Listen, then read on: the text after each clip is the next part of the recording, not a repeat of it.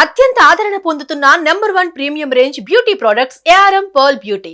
నమస్తే, welcome to Suman TV. నేను మీ సాయి.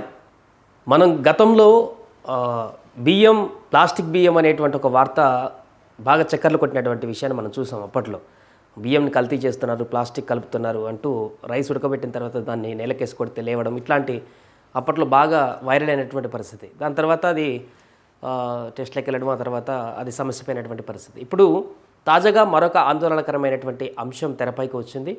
మనం తినేటువంటి ఉప్పు, చక్కెరలో కూడా ప్లాస్టిక్ కలుస్తుందా?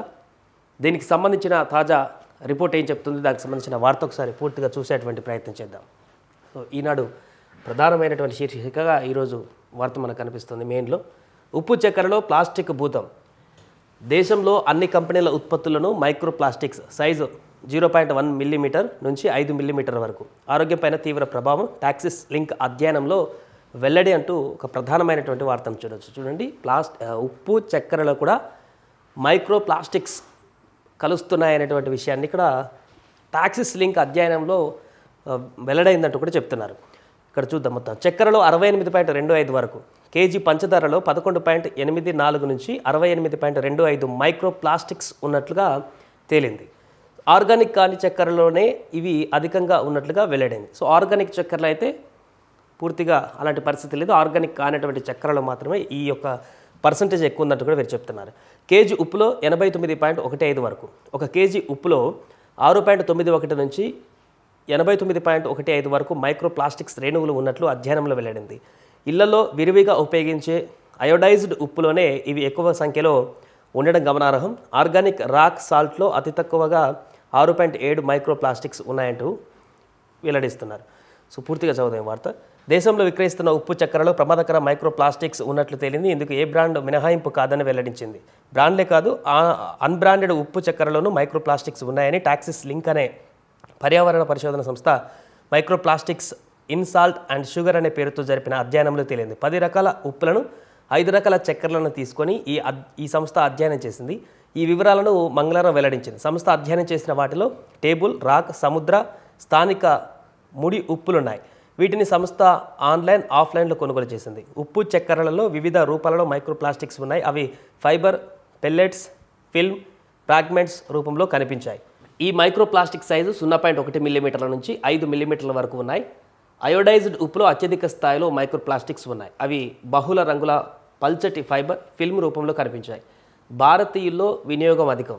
సో భారతీయుల సగటున రోజుకు 10.98 గ్రాముల ఉప్పును తీసుకుంటారని గతంలో నిర్వహించిన సర్వేలో వెల్లడైంది. 10 చెంచాల చక్కెరను తీసుకుంటారని తేలింది. ఇది ప్రపంచ ఆరోగ్య సంస్థ ప్రమాణాల కంటే చాలా ఎక్కువ. సో దీంతో మైక్రో ప్లాస్టిక్ అంతర్జాతీయంగా తీవ్ర ఆందోళనకు కారణమవుతుంది. ఇవి ఆరోగ్యాన్ని, పర్యావరణానికి తీవ్ర నష్టం కలగజేస్తున్నాయి. ఇవి మానవ శరీరంలోకి ఆహారం, నీరు, గాలి ద్వారా ప్రవేశిస్తాయి. ఊపిరితిత్తులు, గుండెతో పాటు తల్లిపాలు, గర్భస్థ శిశువుల్లోనూ మైక్రో ప్లాస్టిక్స్ ఉన్నట్లు ఇటీవల జరిపిన పరిశోధనలో తేలిందంటూ కూడా చెప్తున్నారు. సో నిర్దిష్ట చర్యల కోసమే టాక్సిస్ లింక్. సో వారు ఏం చెప్తున్నారు చూద్దాం పూర్తిగా. మైక్రో ప్లాస్టిక్స్ పైన శాస్త్రీయ డేటాబేస్కు మరింత సమాచారం జోడించడానికి తాము అధ్యయనం చేశామని టాక్సిస్ లింక్ ఫౌండర్ డైరెక్టర్ రవి అగర్వాల్ తెలిపారు. దీని ద్వారా అంతర్జాతీయంగా మైక్రో ప్లాస్టిక్స్పై పోరాటంలో నిర్దిష్ట చర్యలు తీసుకోవడానికి వీలు కలుగుతుందని చెప్పారు. ఉప్పు చక్కెరలో అధిక మైక్రో ప్లాస్టిక్స్ ఉండడం తీవ్ర ఆందోళన కలిగించే అంశం.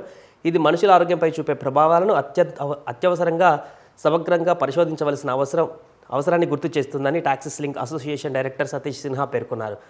సో వారు చేసినటువంటి అధ్యయనం ప్రకారం ఏంటంటే మైక్రో ప్లాస్టిక్స్ రేణువులన్నిటి అత్యధికంగా ఉప్పు చక్కెరలో కలుస్తున్నటువంటి వివరాలను వెల్లడిస్తున్నారు.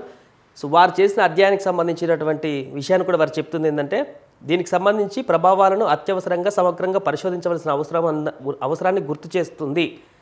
సో దీన్ని మేము ఒక సర్వే చేసాం. దీనికి సంబంధించిన పూర్తి సమగ్రమైనటువంటి పరిశోధన అనేది ప్రభుత్వం ఇనిషియేట్ తీసుకోవాలనేటువంటి విధంగా వీరు ఒక ప్రాథమికమైనటువంటి ఒక సర్వేని నిర్వహించడం జరిగింది.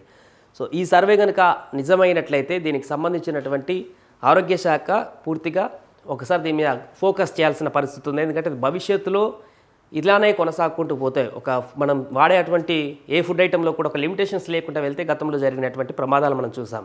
ఈ ఉప్పు చక్కెర అనేది నిత్యం మనిషి వాడేటువంటి వస్తువు. సో ఈ యొక్క ఆహార పదార్థం ఖచ్చితంగా ఇది రెగ్యులర్గా ప్రతి ఒక్క మనిషిలోకి, బాడీలోకి వెళ్ళేటువంటి అవసరం ఉంటుంది. కాబట్టి దీంట్లో అలాంటి ప్రమాదకరమైనటువంటి ప్లాస్టిక్ రేణువులు కనుక ఉన్నట్లయితే ఖచ్చితంగా ప్రభుత్వం దీనికి సంబంధించి స్పందించి చర్యలు తీసుకోవాల్సినటువంటి అవసరం అయితే ఉంది. లేదంటే భవిష్యత్తులో దీనికి సంబంధించి స్లో పాయిజన్ లాగా ఎట్ ఏ టైం ఆరోగ్యం పైన ప్రభావం పడకపోయినా క్రమంగా మనుషుల ఆరోగ్యం పైన తీవ్ర ప్రభావాన్ని చూపేటువంటి అవకాశం అయితే కనిపిస్తుంది.